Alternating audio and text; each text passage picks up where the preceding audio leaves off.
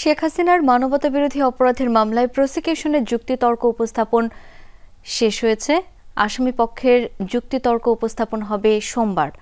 আন্তর্জাতিক অপরাধ ট্রাইব্যুনালে এই মুহূর্তে কথা বলছেন চিফ প্রসিকিউটর তাজুল ইসলাম। সরাসরি চলে যাচ্ছি তার বক্তব্যে।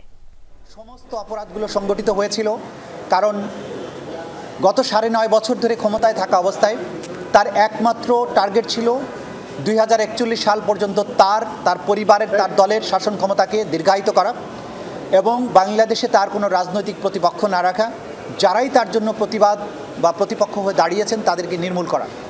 জুলাই আগস্টে যখন কোটা বিরোধী আন্দোলন একটা যুক্তিসঙ্গত দাবিতে সংগঠিত হতে শুরু করলো, নিরস্ত্র কোনো রকমের হুমকি তৈরি করা ছাড়া একটা সিভিলিয়ান মুভমেন্ট, সেইটাকে দমন করার জন্য রাষ্ট্রের সকল রিসোর্স ব্যবহার করে, অর্থাৎ সকল পুলিশ বাহিনীর সকল সদস্য, বিজিবি, আনসার, গোয়েন্দা সংস্থা এবং কখনো কখনো সীমিত পরিসরে আর্মিকেও ডিপ্লয় করা হয়েছিল, যদিও সেনাবাহিনী সেই হত্যাযজ্ঞের সাথে সামিল হয়নি।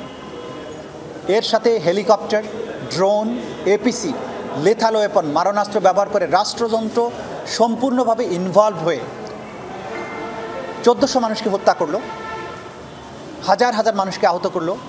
এই যে ক্রাইমস এগেনস্ট হিউম্যানিটি, এটার মূল লক্ষ্য ছিল শেখ হাসিনা এবং আওয়ামী লীগকে চিরস্থায়ীভাবে ক্ষমতায় রাখা। এটার পলিটিক্যাল টার্গেট।